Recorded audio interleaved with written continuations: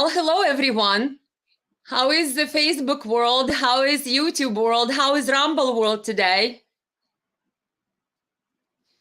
Just everyone type from what country you're watching. If you're in United States, what state you're watching. I have exciting guest with me today. Make sure you like and subscribe and like the stream, share with friends. So we will have a great discussion and more people could watch it.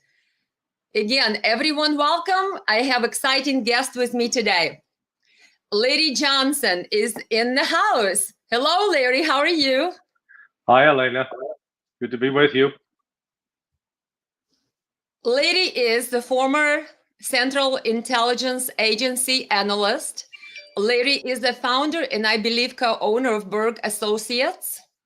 Larry is a former counterintelligence specialist at the State Department.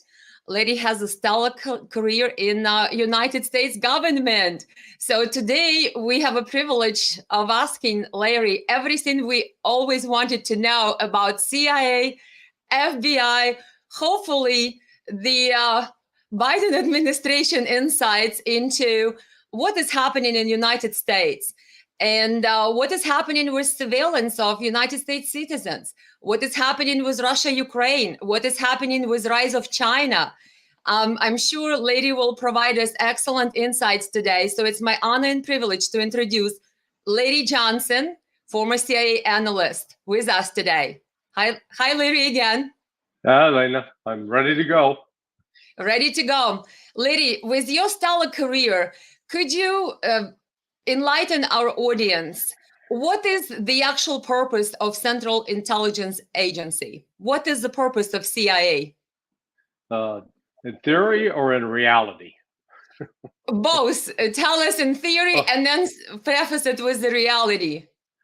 The theory behind the CIA was that the U.S. government should have an intelligence organization that could collect information, critical information overseas to know what our adversaries, potential adversaries, were up to, and collect that information, and then have analysts who could objectively review that information and tell the government officials what is likely to happen, or what they need to be aware of, or what threats they need to focus on. And that's the theory. And then with attached to that was a science and technology unit that could develop new techniques for helping case officers in the field communicate clandestinely with agents, foreign agents or foreigners who've been recruited to spy. So that's how it's supposed to work in theory. In practice, what has happened is the CIA became a tool for politicians to use to go after foreign political opponents. And in many cases, those foreign political opponents became opponents or adversaries or enemies because those foreign countries were interfering with certain international or U.S. Corporations. So the tradition of what happened in Central America with the United Brand Fruit Company, the United States constantly involved with fomenting coups, ousting governments. The same with Iran, where Mossadegh was ousted. And so what you've seen is the CIA really has become a tool, I don't believe it's acting on its own. It's always in response to political, let's call them political masters. That is the notion that you get objective analysis. It happens occasionally, but there are enormous political pressures, both internal and external, that dissuade people from being able to actually tell the truth about what's going on. But, we're seeing that right now with respect to what's happening in Ukraine. If you saw Lloyd Austin, the Secretary of Defense, testify the other day before the Senate Armed Services Committee, he has insisted that because Russia is now deploying T-54 tanks and moving them to the front, that's a sign that Russia has lost so many tanks and can't replace them. Well, the source of that information was from a group the CIA set up back in 2014 to organize opposition to Vladimir Putin in Russia.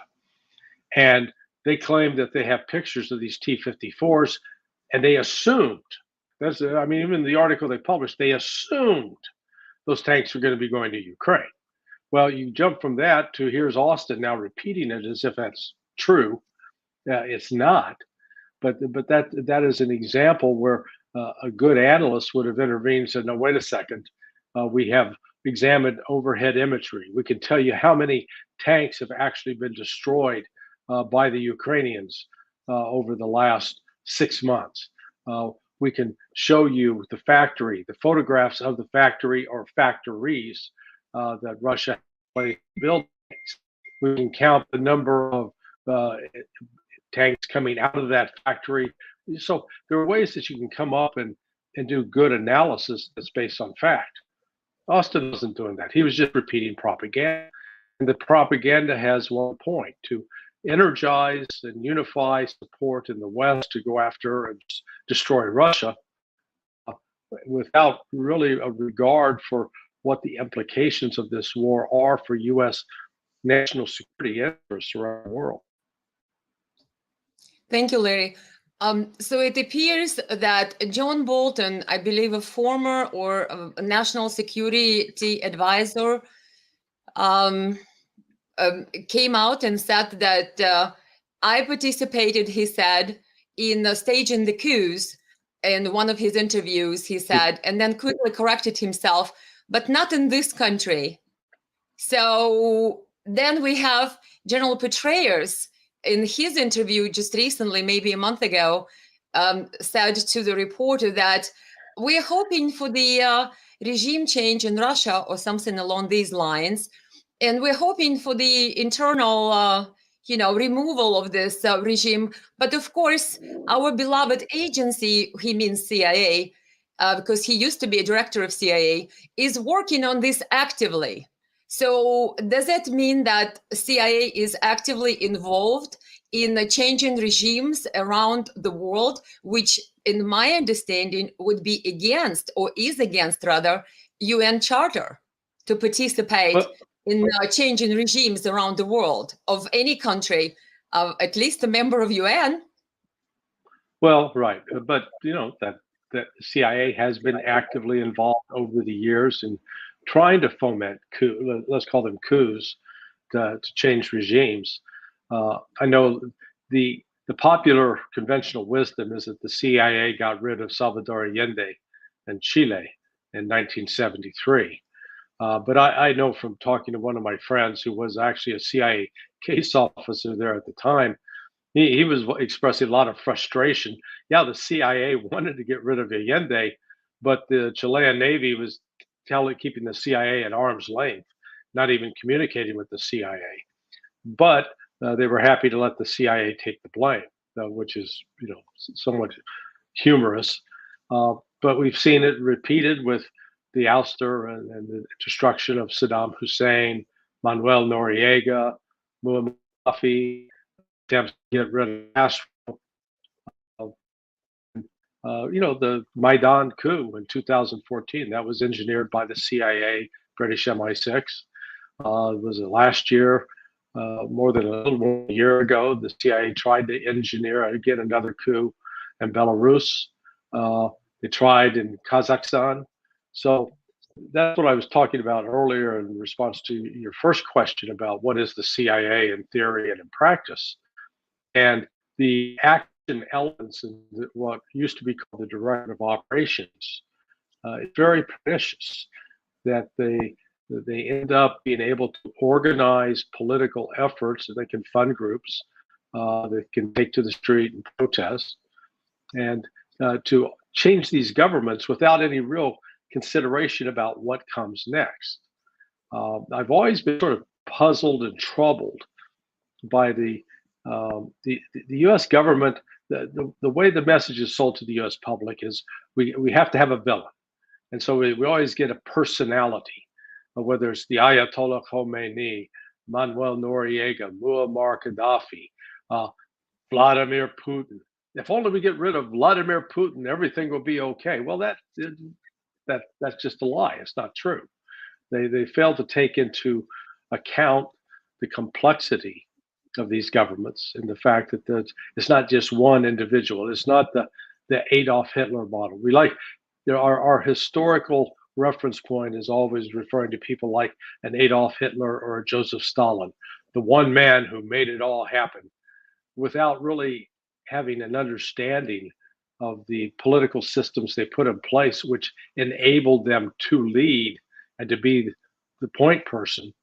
But it was really it was not just the work of one madman, and we can't change the world by just getting rid of one person. Thank you, Larry. In other words, the role of villainizing a leader of the world and then trying to remove that leader without the actual intelligence work behind it. Would you say then that CIA right now is not the same CIA when you served there? Did it change? Do you see? Yeah. You mentioned Lloyd Austin. You said the intelligence that he was feeding, it seems to have been collected from the sources that had no value, and then it was presented to the White House. How do you see the CIA changed over the years compared to when you were there? It has become very much a mascot of the political parties that rule. When I entered the CIA, we were, we had to take a polygraph, and one of the questions on the polygraph was to ascertain whether or not you were homosexual. And the belief was that they did not want to have any active homosexuals within the intelligence services for fear that that could be used as an element of blackmail. Well, that happened because there were some prominent CIA officials who turned out to be homosexual. One fellow who was in charge of actually the Soviet operations in the 1990s, and he was, he managed to lie through the polygraph and get hired. So what's happened since then is they've eliminated the lifestyle questions.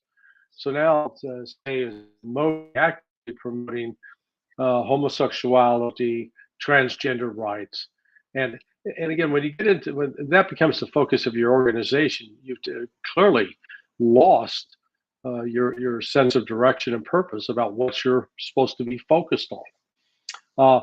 This catering to the social justice, politically correct mentality means that a lot of times the United States is sending intelligence officers undercover into situations where they're going to stand out.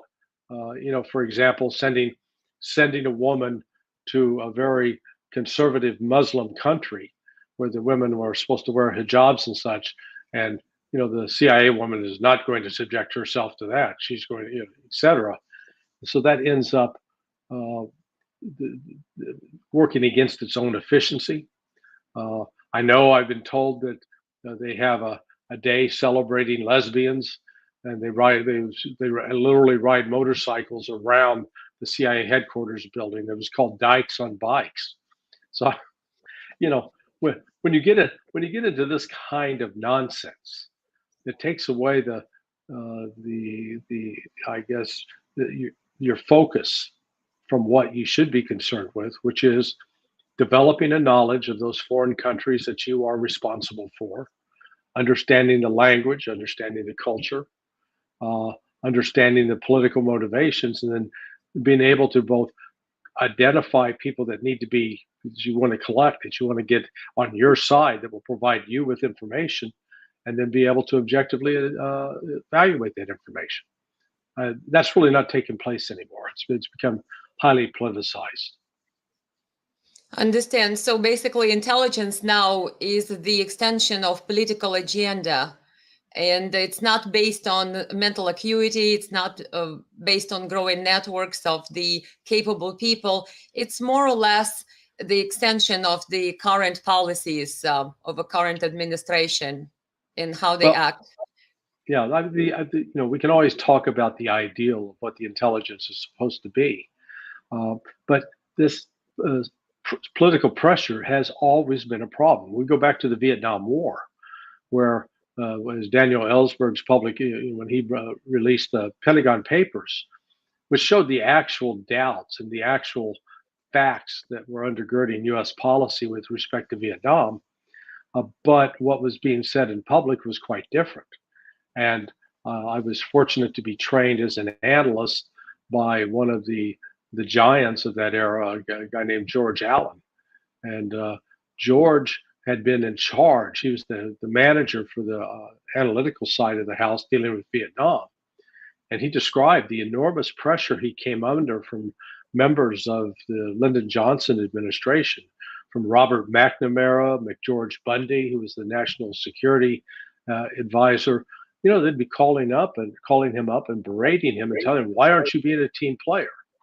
So I don't want to leave the impression that there was never a time where politics did not intrude. But what we're seeing now is that the actual politics that are extant in Washington with respect to Ukraine is really, it's both being used to suppress information that ought to be discussed, and then to present information that should be dismissed because it comes from self-serving interest. Thank you, Larry. Today, there was an announcement that the Biden administration has allocated 500 or 690 rather million, and they will be creating a special agency, a new department, and Congress will be funding 6.9 billion. That's a request for more foreign influence operations. Does it mean that this will be a part of CIA budget, or like how CIA gets funded? Yeah, well, you know, CIA money is hidden within DoD budget in part. What's really sort of funny about this is if you bring up the issue of foreign interference in the U.S. election, particularly Russian interference, it's outrageous. We can't have this. People get very angry and upset about it. Yet we turn around and we do the same thing overseas. In fact, we do it far more extensively and with far more adverse effects. And so it's just a complete contradiction of terms that the United States is so willingly and openly engaging. It used to be there were attempts to hide it. Now we're not even hiding it. So elements like the National Endowment for Democracy, they're being used to fund a variety of journalists and other activities overseas, all under the banner of promoting democracy, when it's just the opposite. All it is trying to promote U.S. interests, and the U.S. interests are quite selfish, quite narrow, and really have all to do about gathering resources, taking the resources of other countries. I mean, frankly, that's why Russia's in the crosshairs. The richest country in the world in terms of natural resources is Russia, and the West is just jealous and greedy, wanting to take control of those. Thank you, Larry. Talking about foreign influence, have you seen recent protests in Georgia? And Yeah. Biden and other state officials came out, and of course, European leaders came out and said that, oh, we support the protests, and this is a really terrible law, and the law that was proposed by Georgian Parliament, majority of the Parliament, was actually regarding foreign agents. And Right. their law, in their version, actually mimicked and mirrored our own American United States law on foreign agents. Only the Republic of Georgia's law, as proposed, was much softer. We have the Foreign Agents, I believe, Act, or a law in the books that was adopted in 1928, 1932, something along those lines, that state that foreign agents have to register and foreign influencers have to register, including individuals and corporations. The Republic of Georgia proposed law was only with limited amount. For example, if the organization receives 20% from the foreign influence government, or it was not even extended to individuals like United States law is. But everybody dubbed that law Russia's law, and they, through this huge protests, basically attacked Georgia's parliament. And United States said, yes, this is a terrible law, and we are supporting protesters. Minor detail, we have the same law, only much more strict in United States. So we're constantly pursuing double standards. So we don't want the Republic of Georgia to protect its citizens from foreign influence, including Soros Fund and ourselves. But we want ourselves, United States, to be protected from foreign influence. So it's just really bizarre how obvious the doors that we want to keep opened into other countries to allow CIA operatives, to allow various influence of foreign policies and government and population. And we call that undemocratic if they want to protect their own sovereignty. But we are protecting ours with the ironclad door. So yeah, it's just bizarre. It's bizarre to see our double standard. Yeah. Next question. Go ahead, Larry, if you have a comment. No, I was just going to say we're very good at hypocrisy and double standards. Yep. Thank you, everybody who is watching us. Please type what United States you're watching, what time is over there, and what countries. And if you have questions for Larry, I will get back to it a little bit later. So have some patience, guys, and keep typing your comments and where you're watching from. Next question. With the CIA being so powerful, and you mentioned MI6, my understanding that in Ukraine, and I of course, I'm fluent in Ukrainian and Russian because I used to live down there and grew up there overseas, right? Was born in USSR, I was going to say United States, territory of Ukraine, and then it became an independent country when I graduated from university. And so with my understanding that everything I read and see, that there is certainly a CIA influence, but there is also MI6 influence, like you said, Larry. Which agency prevails? Do they cooperate, or does one want to have an upper hand on their assets in Ukraine? In other words, is it a friendly competition, or is it actually rivalry there between MI6 and CIA in Ukraine? There will be, I think, the latter, probably more rivalry than actual cooperation. But you need to understand, I mean, what most people do not appreciate is that this relationship with Ukraine dates back to the end of World War II. And as the emphasis shifted from once the Nazis were defeated, that then the Stalin's communist Soviet Union, and again with the emphasis being on Stalin, was viewed as the biggest threat. And again, everything the Soviets did was couched in terms of communist intent for world domination. I think a better case could have been made that the Soviets were quite concerned about shoring up their Western borders so that they would be secure, and that working against what they saw as Western imperialism to try to destroy them. So the United States and Great Britain both recruited and protected former Nazis, including members of the SS, and used them to recruit and organize insurgent movements in Ukraine that carry activities in the Soviet Union, basically Russia today. So this, we're talking of 60 years at least, 60, 70-year relationship. And so the intelligence relationships get passed down from generation to generation, from grandfather to father to son. And similarly at CIA, they keep records of sources both past and present, and any relationships that were cultivated back then.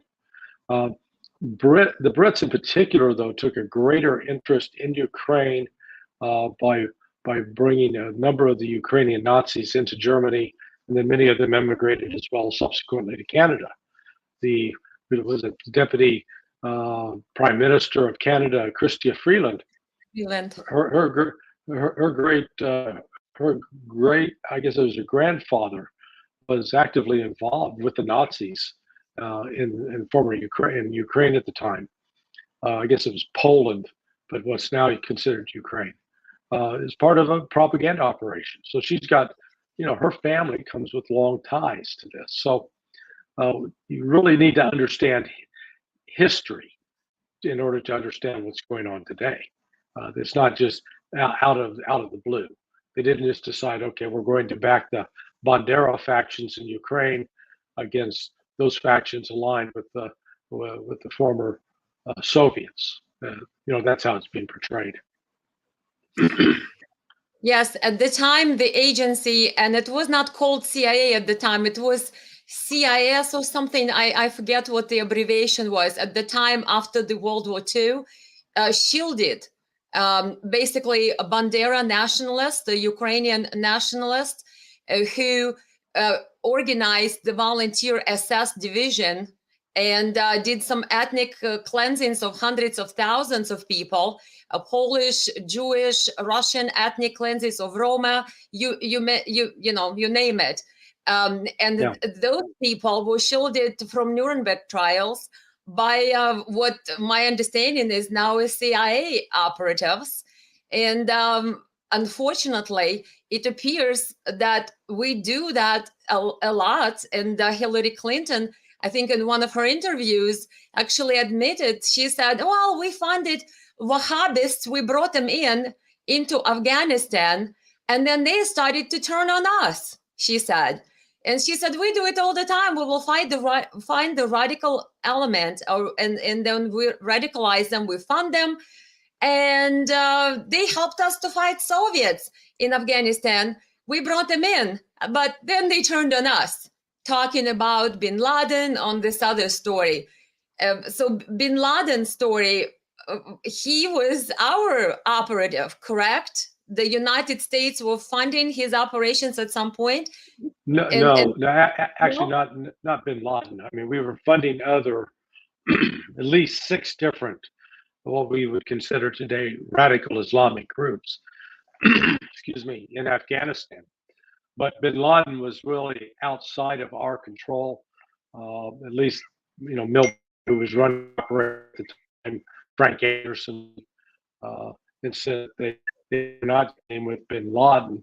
And bin Laden, frankly, he was very much of a Saudi nationalist and didn't want to do anything to be beholden to the United States either.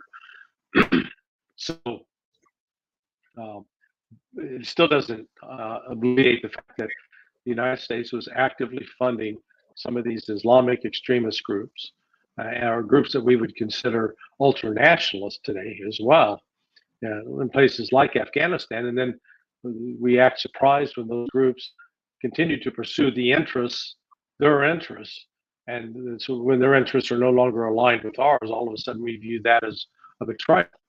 I know that Hekmar Gul in Afghanistan was one that we were used during the war against the Soviets, and then he turned against us subsequent to our invasion in 2001, 2002. So it is, there is not an ideological purity test that a foreign group must take and pass in order for the United States to consider providing support to it. One of the ironies is the United States claims it has been fighting ISIS, and yet many of the fighters in ISIS were in fact trained by the United States through our special forces missions. So it's just, very, very convoluted process. Does CIA have sleeper agents like Russia did here in the United States? Or does CIA, I don't know, how do they recruit the foreign nationals and these extremist groups? I mean, what do they exactly do? Well, see, that's been one of the problems that the CIA has had. It is a much more constrained approach to developing foreign intelligence assets than, say, countries like Russia, like Israel, even like Poland.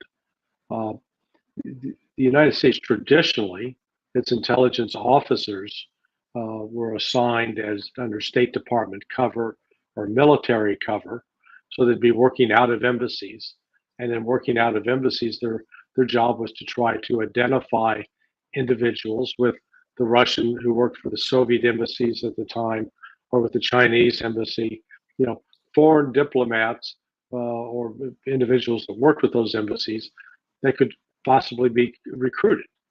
So that entire process of what they call spotting and assessment, leading to making a pitch, making a sales presentation to convince them to come to your side. What happened then when the threat shifted to terrorism? Well, the the Bin Ladens and such are hanging out at embassy parties. They're not part of the diplomatic circuit, and that means you have to go into a whole different world in order to possibly gain access to those networks. Well, the CIA was completely ill-equipped to do that. I think, frankly, the one organization within the U.S. government from a law enforcement standpoint that probably had the best access to potential members of those groups, the Drug Enforcement Administration, simply because they deal with people who are involved with criminal networks, actual street level folks, and that's the place where you're going to find these terrorist organizations.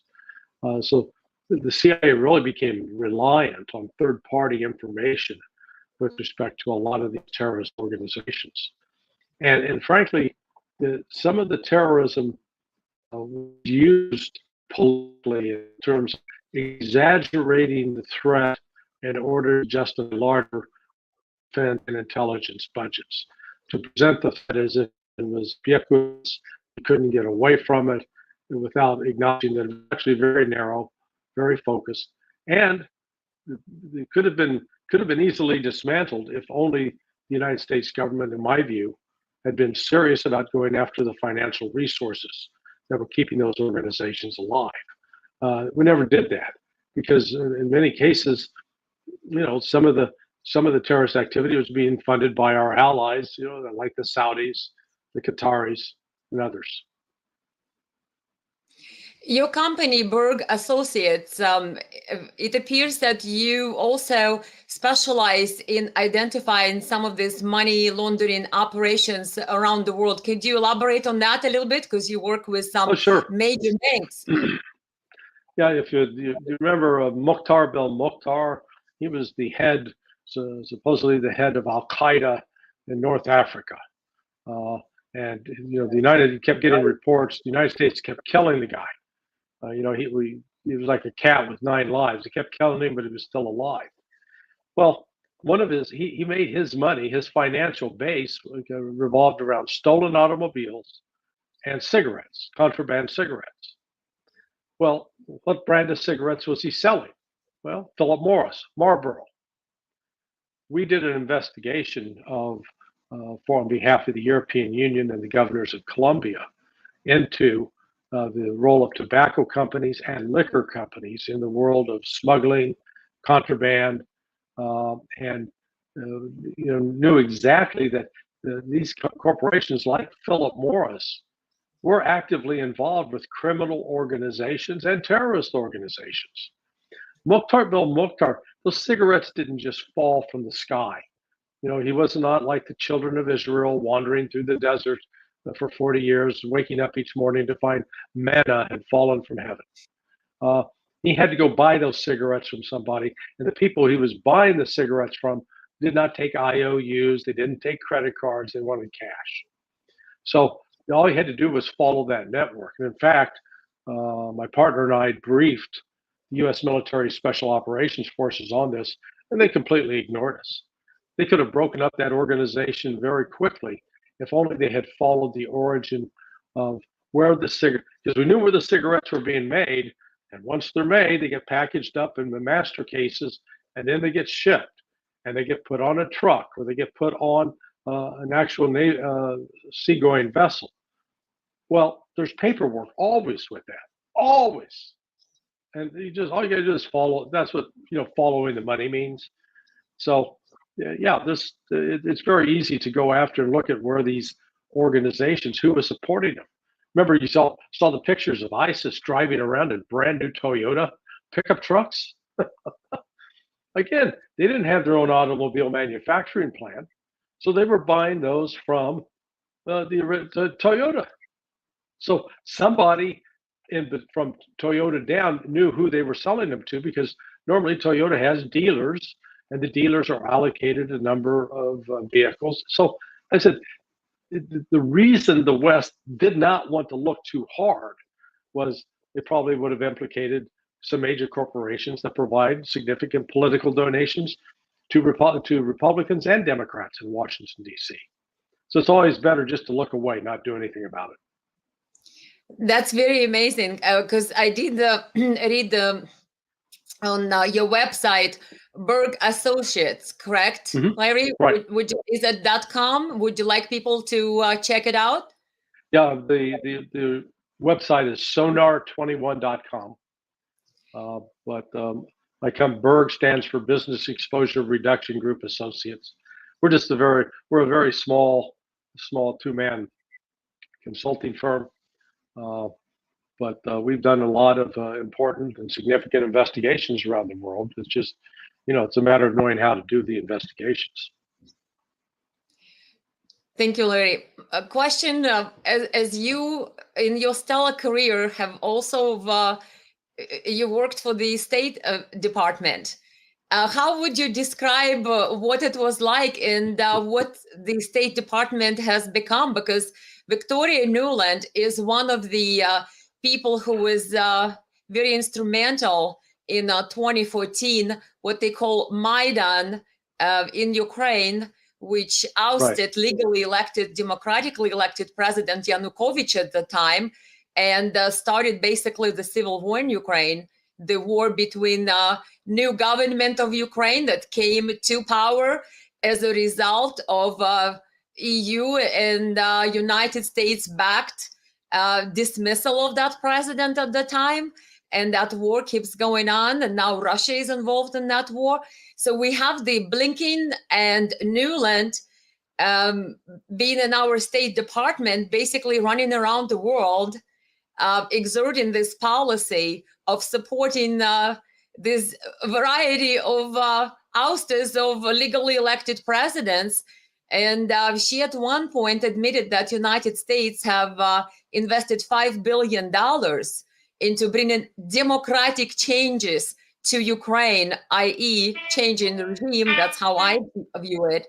But with that said, what is the purpose of State Department? And when you were there, what is your take? How does it operate? How much influence does it have on policy?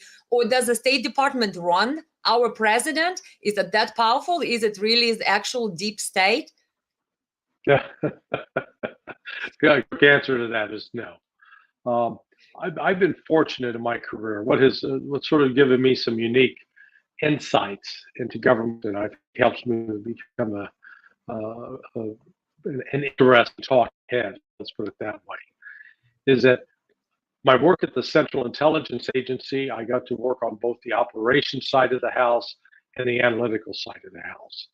And I got to work on a high-profile account, the war in Central America, which at the time was one of the top 5 foreign policy priorities.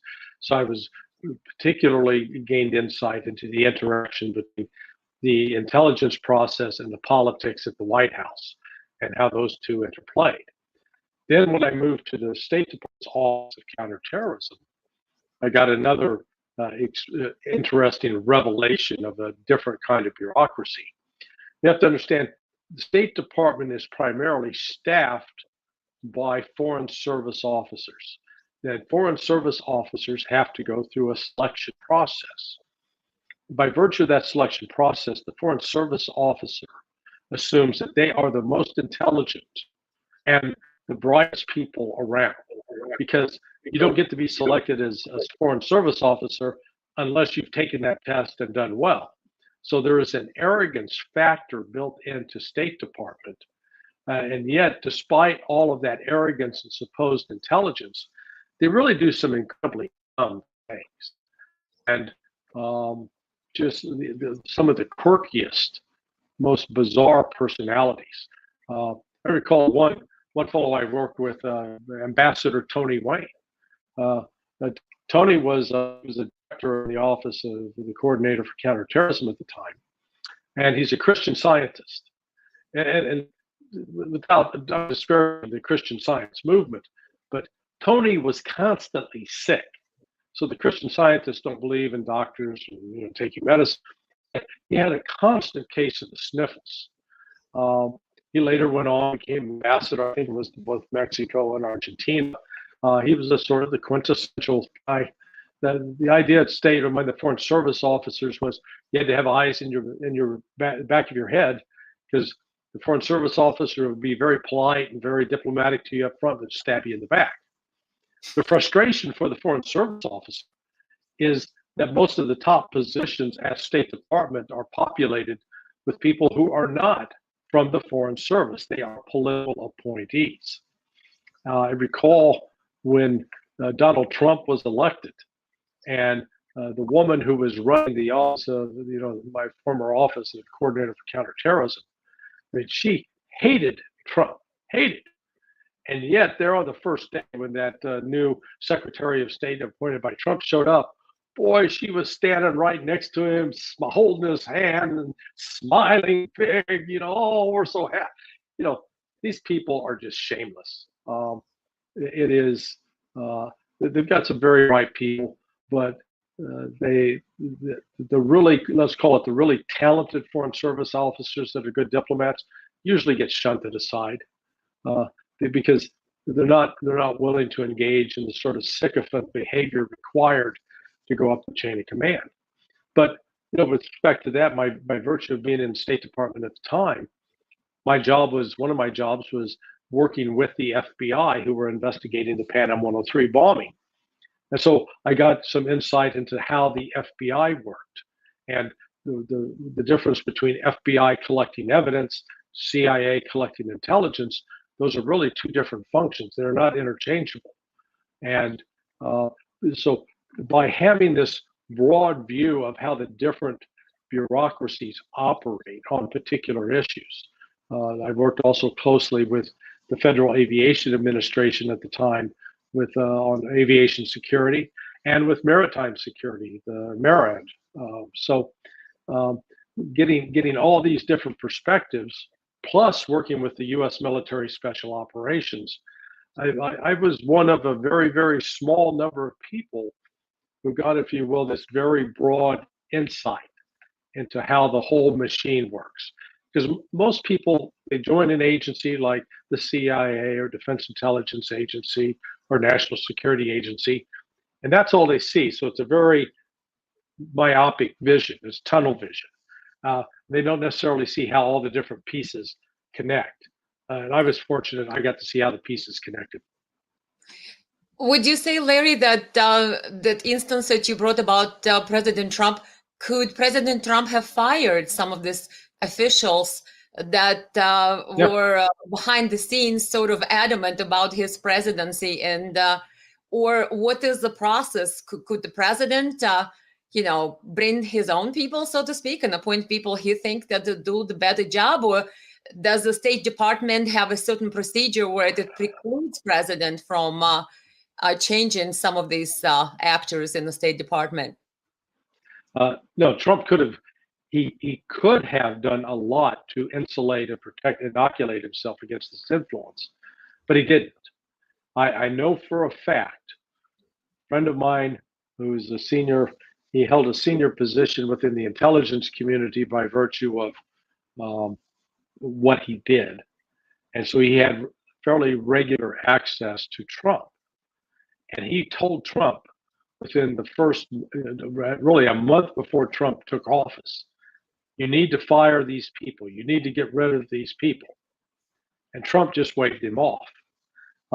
2 years later, they were together in another setting, around Christmas time. And Trump came up to him and said, you know, you were right. I should have listened to you. So these were self-inflicted wounds by Trump. He played a character on television, a guy who knew how to hire and fire people. But boy, in practice, when he was actually in charge of hiring and firing people, he was terrible at it. Terrible. He selected all the wrong people for all the wrong reasons. And part of it was, from what I'm told, he is actually a decent, nice person. He is not inclined to think that people are going to screw him over and do something bad to him. In that regards, Trump was completely unprepared for the snake pit that is Washington, D.C. If he manages to be reelected and go back to the White House, yeah, he needs to start firing an entire, thousands of people, because it's an infestation. Bureaucracy in your house. Yes, in one of his campaign little videos, I've heard him saying that if I get back in the office, we will have to get rid of all the warmongers and all of this Victoria Nuland types and all that. So it does appear what you said, that he could have done more for whatever reason, whether he was too trusting, too accepting, or did not expect this to be such a snake den as it probably is in fact. And maybe now it kind of comes back to haunt, because they keep pursuing him every day, and every time there is something popping about Trump, Right. We'll see what happens, but we definitely need an overhaul of the State Department. Wouldn't you agree? No, we need an overhaul of the entire federal government. I mean, candidly, the FBI, the Central Intelligence Agencies, they need to be metaphorically burned around and started. The law enforcement responsibilities currently assigned to the FBI should be taken out there, given to the U.S. Marshals. Personnel should be reassigned. Those bureaucracies have to be dismantled. Now, the odds of that happening are slim and none. It's one of the reasons there is such strident and aggressive opposition to Donald Trump, because Trump does represent a genuine threat to this entrenched bureaucracy that just dominates Washington, D.C. It is the level of corruption there makes what goes on in Ukraine pale in comparison. I've noted in previous writings and commentaries that when I moved to Washington, D.C. first in the summer, August of 1979. And at the time, in the Washington, D.C. metropolitan area, which encompasses Maryland, Virginia, and the District of Columbia, of course, you did not have a single Ferrari dealership. You didn't have a Rolls-Royce dealership. There wasn't a Bentley luxury car dealership. Now there is. And what's happened? Why is that possible? It's because of the amount of money that's being used in the U.S. government to buy influence, and the need for members of Congress to constantly raise money. When you look at people like Joe Biden and the fact that he's become a multimillionaire while in government, they don't get paid that much. How does that happen? So it's just the corruption aspects of this are enormous, and it's bipartisan. It's not confined to just the Democrats. It also happens with the Republicans. And again, that's why Trump is feared so much. He's a billionaire who doesn't need the money, and he's not such a greedy person that he's going to abuse that office to further enrich himself and his family. And because he's not willing to do that and play that game, they see him as a threat in DC.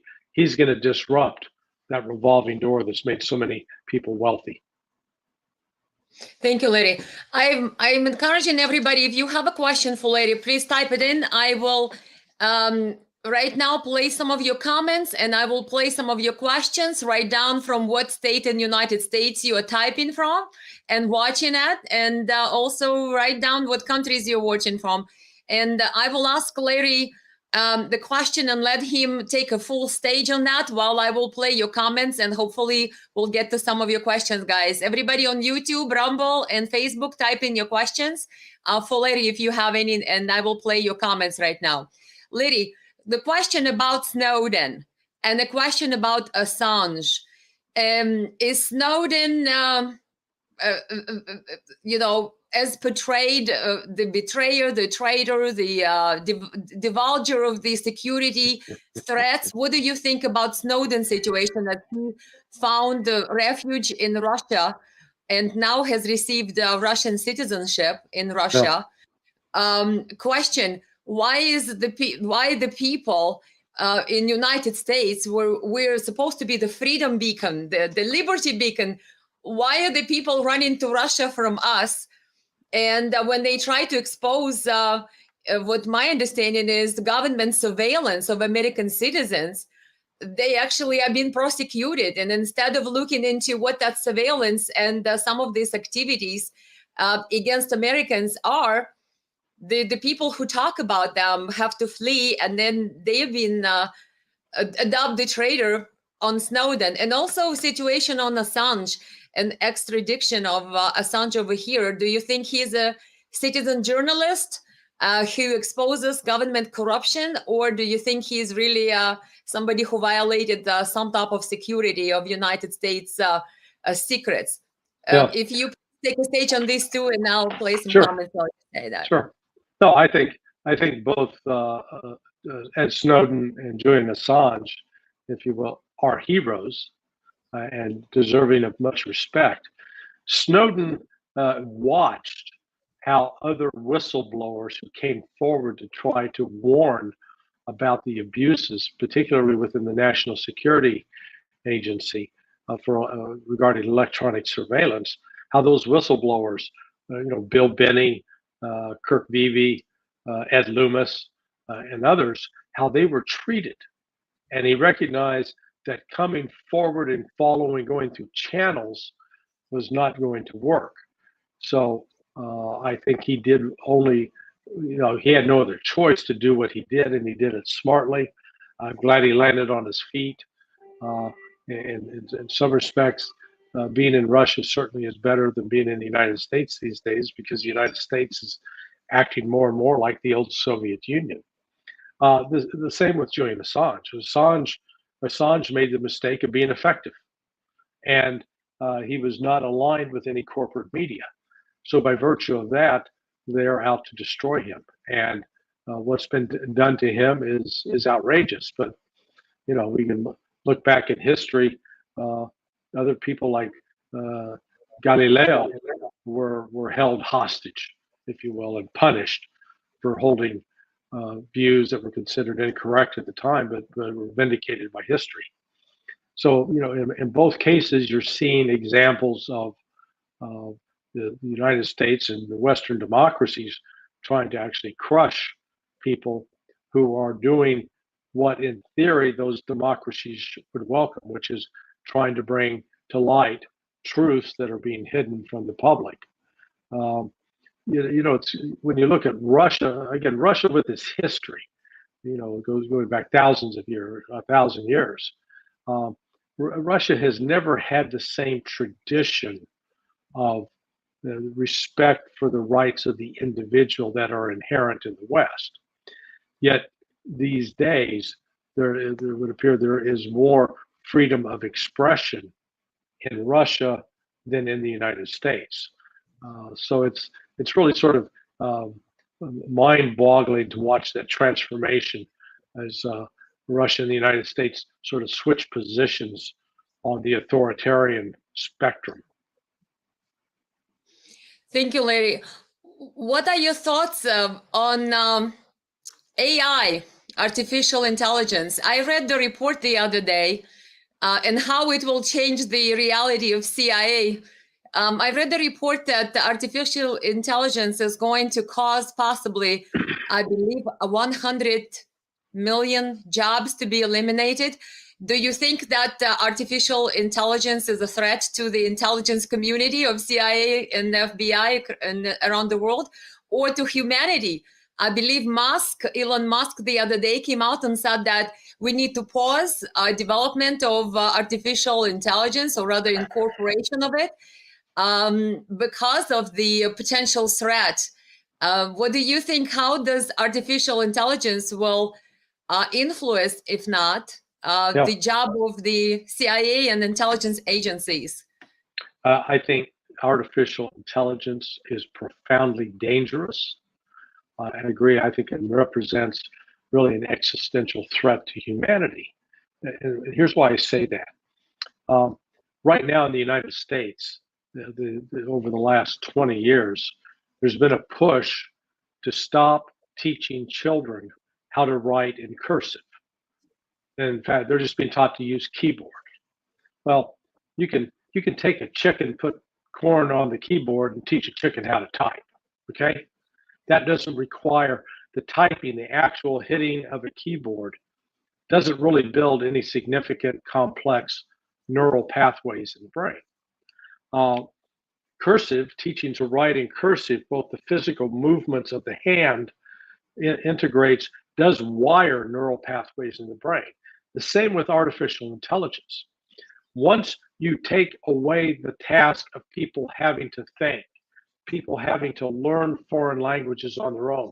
If you say, oh, I'll just rely upon this machine to translate for me, I will not learn Russian, I will not learn Chinese, I will not learn Arabic, then all of a sudden, what you're doing is you're going to dumb down the human brain. The human brain will know, the irony is going to be that the human brain, which created the potential for artificial intelligence, is sowing, it's very much dialectics, it's sowing the seeds of its own destruction.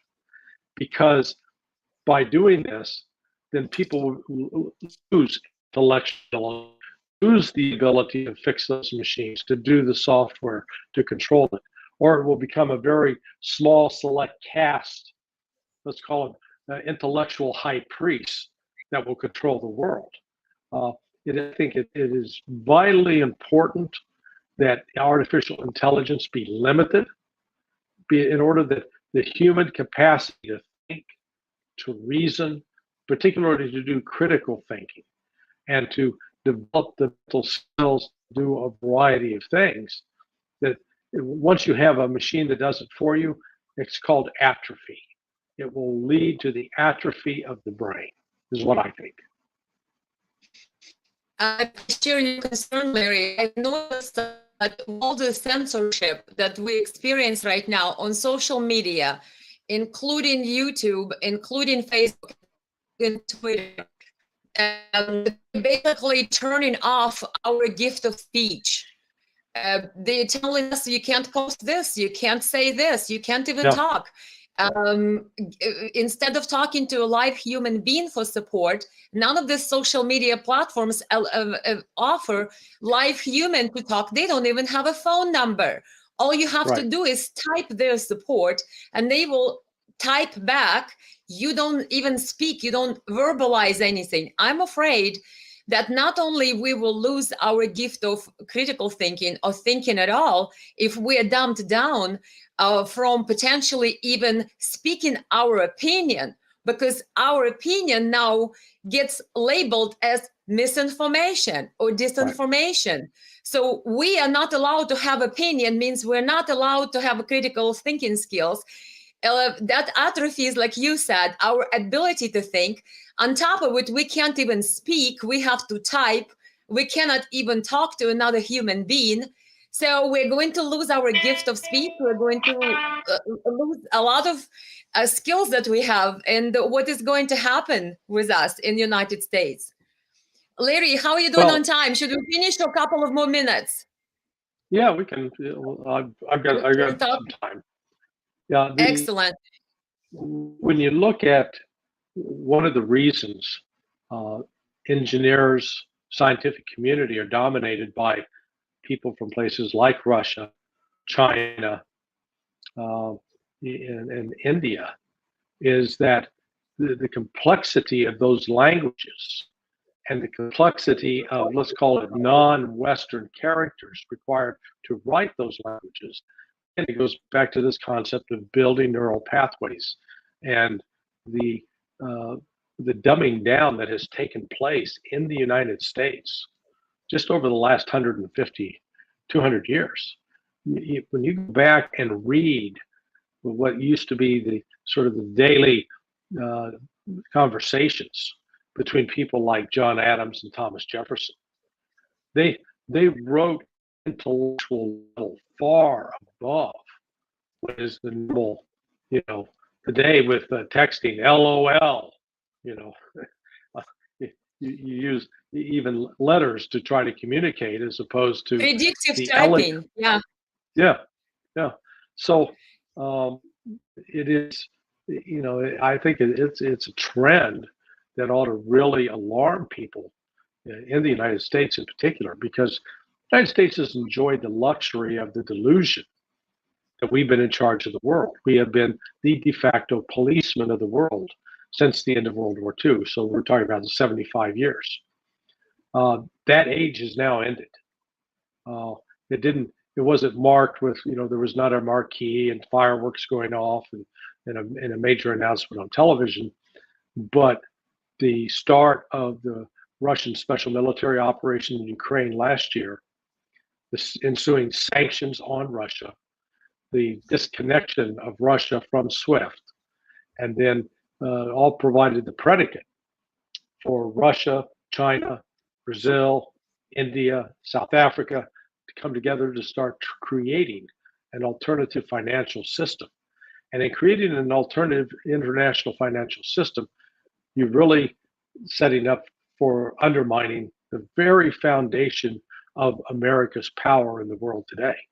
And so what we're witnessing is, America is now, the United States is now out trying to bully and threaten any country that doesn't do what we want them to do. And most of these countries are just ignoring us.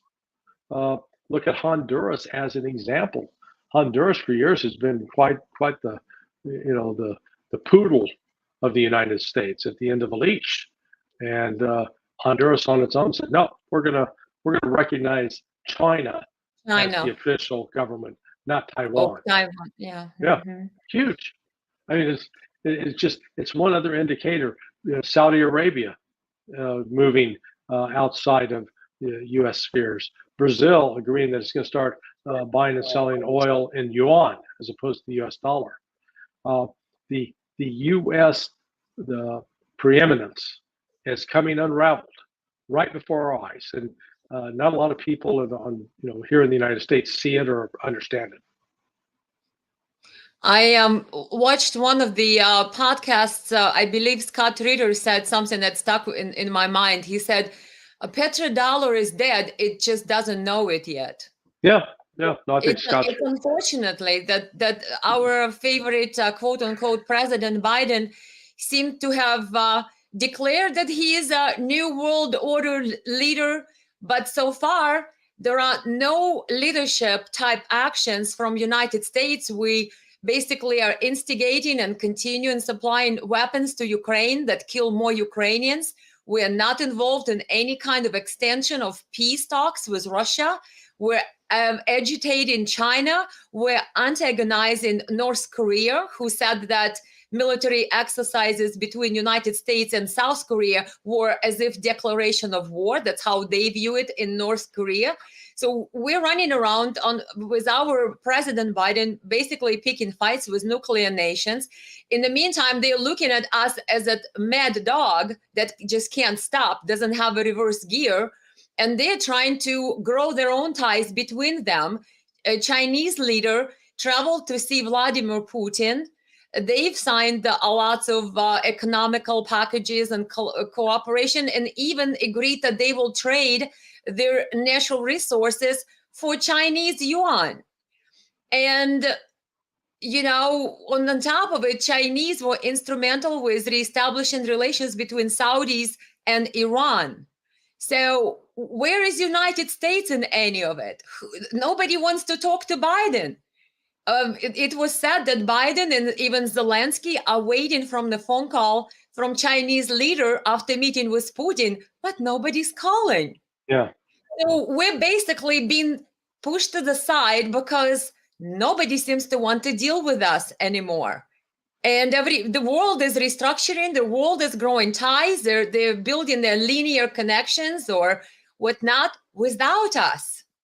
And this should concern every American. What do you think, Larry? Is petrodollar something that basically, as a consequence of it, is going to lose and lose its power? What does it mean for Americans? What are we going to do? Well, I was sitting here looking. I wanted to read you a comment I think it just made in the last 24 hours by the Chinese Ministry of Defense spokesperson Tan Kefei, who said, "The Chinese army is ready to support international and regional security and stability with the Russian army and contribute to the creation of a community of one destiny for humanity. Russian-Chinese relations are not the military-political alliance that existed during the Cold War. They surpass such a model of state relations."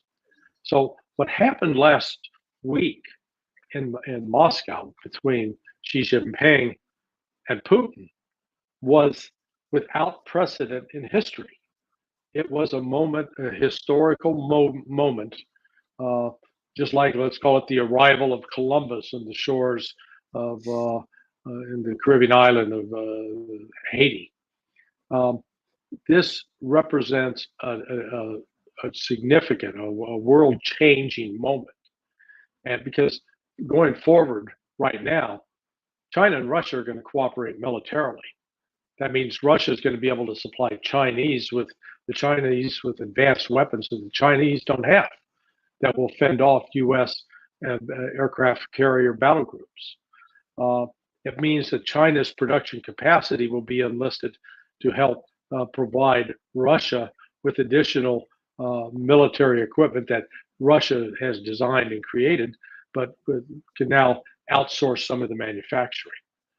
So we're witnessing this dramatic change, and the United States is not in a position militarily or economically to counter any of this. And that's really what's sort of bizarre, that the United States insists that it can go out and sanction China and sanction Russia and sanction South Africa and sanction Saudi. You know, whenever you punish everybody, and yet going forward, I saw Marco Rubio last night, the senator from Florida, and he made a very candid admission. He says, and he was talking about Brazil's deal with the Chinese in terms of buying oil. He goes, if it continues this way, the U.S. will not have any ability to punish any other country because our economic sanctions will be meaningless, because if everybody else is using something other than the dollar sanctions have no effect. Ding, ding, ding, the light bulb goes on. That's exactly what's in process of being developed. These other countries, from China, Russia, Iran, South Africa, Saudi Arabia, they're not going to be held hostage to the dollar any longer. They recognize the United States as a bully and is crazy, and they're not going to be tied to us in the way they were in the last 50 years. Well, look at Erdogan, and I want to play this little comment. William Landers is saying, is Biden really working for China and Russia? Seems it. He had done more for United States ending policies since he took office, while claiming he was fighting them. Yeah, I'm saying that Biden should put his campaign slogan, "Make China Great Again." What do you say, Larry? Yeah, he can say, well, Biden can say, I did that. You know, I understand why people say that Biden clearly is, his policies are strengthening both Russia and China. I still don't believe he's smart enough to be able to, do that on his own, do that consciously. He's a demented 80-year-old with advanced,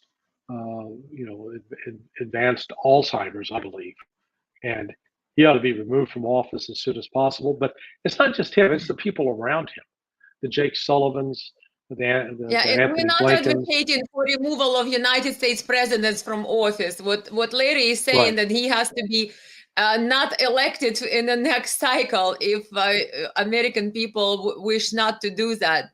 Just clarity for everybody. He could be removed under the 25th Amendment. Oh, that's really? designed to deal with people. Yeah, designed to deal with people who are both physically or mentally incapacitated, and as a Physically, yeah, president. but for physical reasons, I'm talking about them. Yeah, yeah, you're right. Yeah, there Yeah, is a provision for that. Larry, but what about? I think you're right. It's not likely to happen. It should happen, but I don't think it will.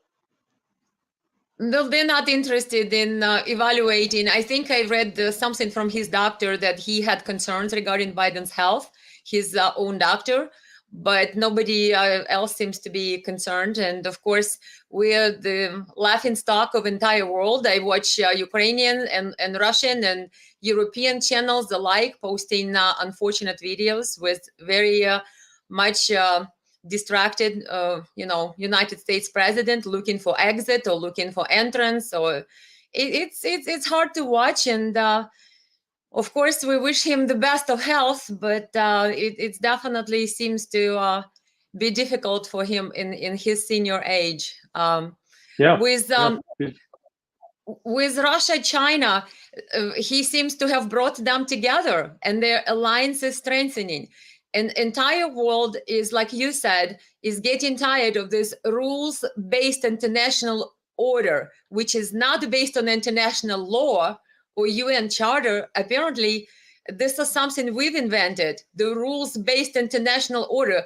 I think I watched the interview from Mr. Putin, Russian president. He said nobody knows what it means, the yeah. rules-based international order. Russia is like, what is it? It's not based on international law. It's whatever United States wants.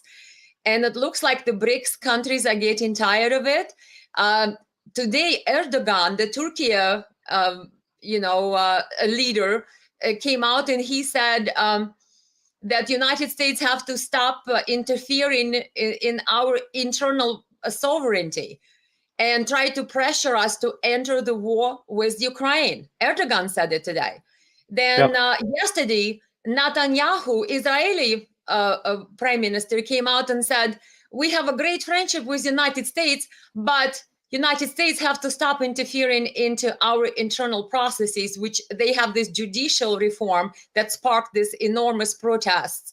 And apparently United States were making it clear how they would like this to be resolved. So Netanyahu, our ally, is saying, stop interfering. Erdogan, our ally in NATO partner, says, stop interfering. Are we listening? Are we going to lose every friend we have? And then what do you think our fate will be, Larry, if we are alienating all the allies? Look what Germany, Nord Stream 2 and 1 explosions. Seymour Hersh implicated that possibly Biden had something to do with it. Of course, we don't have any hardcore evidence of that, but definitely Germany's exposed pipelines caused the enormous damage to their infrastructure and Sure. energy security. I read an article that Europe is going to freeze next year because they will not have all the supplies of gas. So what are we doing with our allies, Larry? How would you evaluate what are we doing with our allies? Are we going to lose all friends? Well, the quick answer is yes. The United States has embarked on a policy designed to alienate every country that we used to rely upon. Go back and look at the emergence of the Arab Spring 20 years ago, and that was funded in part by U.S. and British intelligence, and deliberately trying to destabilize certain governments in the Arab world. We succeeded in Libya, Algeria to a lesser extent. Tried to ignite the war we did ignite the civil war in Syria. And that was being done with money coming from Saudi Arabia and Qatar, who were working friendly with us, as well as Turkey. Turkey and the United States were coordinating closely. Just a week before the CIA base in Benghazi was attacked, David Petraeus, the head of the Central Intelligence Agency at the time and former U.S. Army general, went to Turkey to meet with Turkish authorities to tell them that because of concerns of the upcoming election for Barack Obama, the United States was going to start cutting back on its supply of weapons to the Syrian rebels who were fighting against Bashar, as they feared that would, lead to some possible political blowback on Obama. Well, the day that Chris Stevens, the U.S. ambassador who went to Benghazi, was killed, earlier that day, he had met with a Turkish diplomat, and again, that meeting was to coordinate and try to ease the tensions over the U.S. would then stop supplying the weapons that were coming out of Libya and being shipped to Turkey. So that's just one example of how this cooperative friendship from years ago is now soured with respect to Turkey. It's soured with respect to Saudi Arabia. It's soured with respect to the United Arab Emirates. The United States has, excuse me, embarked on a policy of alienation. This is a fact. Larry, how would you, if you were advising President Biden, how would you derail this Russia-Ukraine situation? What would be the advice? Would you advise to immediately start peace talks with Putin? Because we know that one of the grievances why this entire conflict, it was about NATO expansion. And the fact that Ukraine was a potential candidate to join NATO. Would you advise to start the peace talks and insist on Ukraine's NATO neutrality, or would you say let's remove all Russia's troops from Ukraine? Because we know, like I think one of your interviews with Judge Napolitano was that Russia's position, it will not remove its troops from Crimea. Ukraine's position, they have to remove their troops from Crimea and Donbass. How do you reconcile this unreconcilable polar opposite positions? And what would you advise Biden? What needs to be done to finish this? Or do you think this is going to go for another 10 years? It's been already going on for the last 9. Yeah, well, the war in Ukraine is going to be a massive U.S. defeat, and probably, I think, culminate in the breakup of NATO. Defeat, you said, you broke up. You said massive defeat, correct? That's what I've heard. Yeah, a massive defeat for the United States, and will lead ultimately to the breakup of NATO. What needs to be done cannot be done. What needs to be done is for this to come out and communicate to Russia, yes, we agree that the United States should not be supporting elements that are linked to Stefan Bandera in Ukraine. We're going to eliminate all of that support immediately. Number 2, we agree that Ukraine should never be part of NATO, and we will not receive any more military assistance from the United States or from Europe, and that it will become a buffer state. That needs to happen, but it's not going to happen. I think those are the only sort of two conditions that would have to be in place before Russia would even entertain a ceasefire. So this war on the United States is going to be destroyed, and in the process of because look at it, we've already emptied. What did you say will be destroyed? I'm sorry, it broke up. What did you say will be destroyed? The United States' ability to project military force is in the process of being destroyed. Okay. It is. We've emptied. We no longer have the ability to produce artillery shells to supply Ukraine with what they need. We do not have tank factories in place building tanks at any pace. We can turn out 5 a year. It's ridiculous. We have no comparable capability to what Russia has. So what we're looking at here is just the exposure of Western weakness. After portraying ourselves as being strong, it's like that scene from The Wizard of Oz at the end, where Dorothy and the Scarecrow and the Cowardly Lion and the Tin Man are all there, and they have paid pay no attention to that man behind the curtain. Well, you know, the great and powerful Oz, the great and powerful United States really is that man behind the curtain. An itinerant preacher from Kansas who's not all powerful, all knowing, and is built on lies. So that's where we're headed. Thank you, Larry. I don't want to take any more of your precious time. I know that you've been paged and called, but I surely have more to ask, maybe for the savings for the next time. Everybody who was watching with us, YouTube, Rumble, and Facebook, make sure to subscribe, like, share with us, make your comments, talk to each other in comment section. And we're thanking Larry Johnson today, former CIA analyst, the founder of Burke Associates, and we also have Larry's wonderful answers to rewatch when we feel like it. The video will be posted on all these platforms.